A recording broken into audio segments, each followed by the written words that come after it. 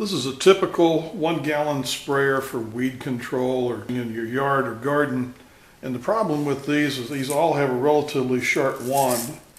This thing is about 14 inches long.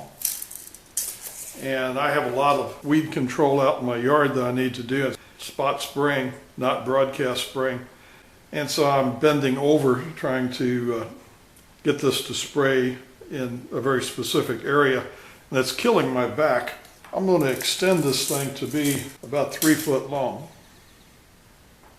And the way I'm going to do that, I'm going to cut this in two. This is 5/16 outside diameter.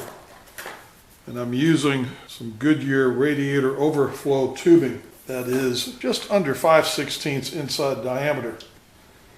I'm going to cut that, lubricate this or heat it up in hot water, push it over to where I have pretty good overlap, and then bring this out here and do the same thing on the other end. I'm going to use a couple of hose clamps to hold it on there. When I do that, this thing's going to be very flexible. So then I'm going to tie that off to a fiberglass rod to support it, and we'll see how that works. I used the full 30-inch length of that rubber tubing. Now this plastic wand is not strong enough to support all of this weight. This is a fiberglass rod. It comes in 48-inch lengths. This is what they sell to hold up reflectors to mark the edge of your driveway. The original tubing of the wand is in that tubing about that far, and I put a clamp in the middle of it, the same way down here. And I bent the end of that clamp around to grab onto that fiberglass. I put a zip tie here at the end of the handle. I brought that fiberglass all the way back here to support the weight. And when I hold this, your finger goes around here and you can work the valve quite easily, and that supports the weight very well. I use some zip ties here, here, here, and down on the end. And because those things will cut the heck out of you when you cut them, I've wrapped that with some of that high strength Harbor Freight electrical tape. And I put that tape in a few places here to support the hose. And this seems to give pretty good control. We will put some water in there, go outside and pressurize it, and see how it sprays a pattern on concrete.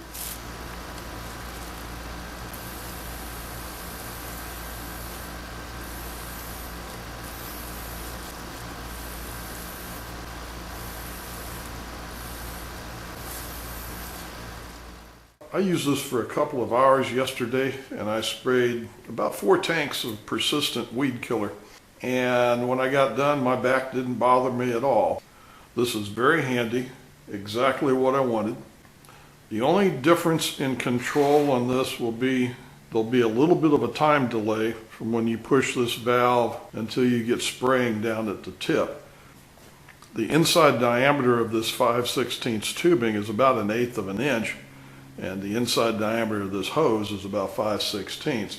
So you have more volume that you have to deliver to get fluid to the nozzle.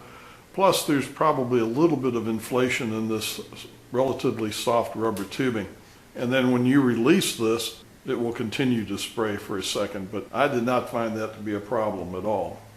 I could stand erect, I could spray exactly where I wanted, and it didn't bother my back. That was the name of the game.